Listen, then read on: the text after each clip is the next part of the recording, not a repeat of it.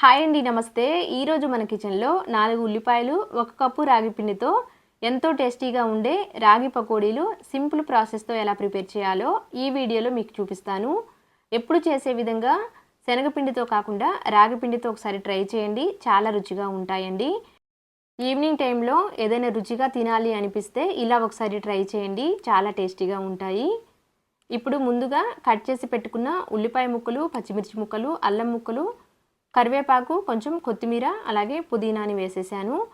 ముందుగా వీటన్నిటిని చేత్తో ఇలా కలుపుకోవాలి. ఆ తర్వాత 1 కప్పు వరకు రాగి పిండిని తీసుకుంటున్నాను. నెక్స్ట్ పావు కప్పు వరకు బియ్య పిండిని, పావు కప్పు వరకు శనగపిండిని తీసుకుంటున్నాను. పావు కప్పు వరకు బియ్య పిండి తీసుకున్నాం కదా, ఇలా బియ్య పిండి తీసుకోవడం వల్ల పకోడీలు క్రిస్పీగా ఉంటాయండి. అలాగే శనగపిండి తీసుకున్నాం కదా పావు కప్పు, ఆ శనగపిండి తీసుకోవడం వల్ల పిండి ఇలా కలుపుకునేటప్పుడు చక్కగా బైండ్ అవుతుంది. ముందుగా ఉల్లిపాయలో ఉన్న తేమతో పిండి కలుపుకోవాలి. ఆ తర్వాత నీళ్ళని కొంచెం కొంచెం వేస్తూ పిండిని ఇక్కడ వీడియోలో చూపిస్తున్న విధంగా కలుపుకోవాలి. పిండి మరీ లూజ్గా కానీ మరీ గట్టిగా కానీ కలుపుకోకూడదు. ఇక్కడ వీడియోలో చూపిస్తున్న విధంగా కలుపుకోవాలి. పిండి మరీ లూజ్గా కలుపుకున్నాము అంటే పకోడీలు ఎక్కువ నూనె లాగేస్తాయండి. మరీ గట్టిగా కలుపుకున్నా కానీ పకోడీలు క్రిస్పీగా రాకుండా మరీ గట్టిగా వస్తాయి. కాబట్టి సెమీ సాఫ్ట్గా కలుపుకోవాలి. పిండి కలుపుకునేటప్పుడే స్టవ్ మీద నూనె పెట్టాను. ఈలోపు నూనె కూడా చక్కగా వేడైంది.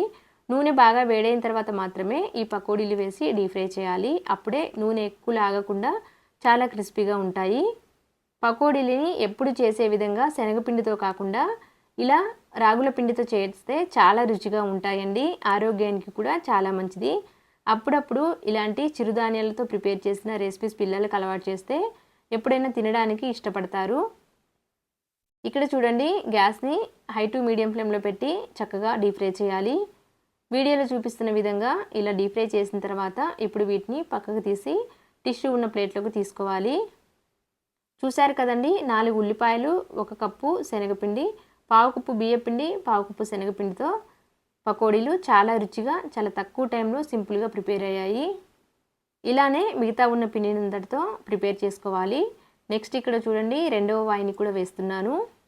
రెండవ వాయి వేసేటప్పుడు నూనె బాగా కాగనివ్వాలి. నూనె వేడైన తర్వాత మాత్రమే నెక్స్ట్ రెండవ వాయి వేసుకోవాలి. నూనె సరిగా వేడవక ముందు వేస్తే పకోడీలు సరిగా డీప్ ఫ్రై అవ్వవు, అలాగే నూనెను కూడా ఎక్కువ లాగేస్తాయి. ఇక్కడ చూడండి, రెండవసారి వేసిన పకోడీలు కూడా చక్కగా ఫ్రై అయ్యాయి. ఇప్పుడు వీటిని కూడా పక్కకు తీసేస్తున్నాను. ఈవినింగ్ టైంలో ఏదైనా తక్కువ టైంలో ప్రిపేర్ చేసి తినాలి అనుకుంటే ఈ రాగిపిండి పకోడీని ట్రై చేయండి.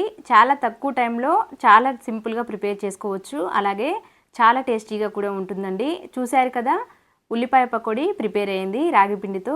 అంతే అండి. Thank you for watching.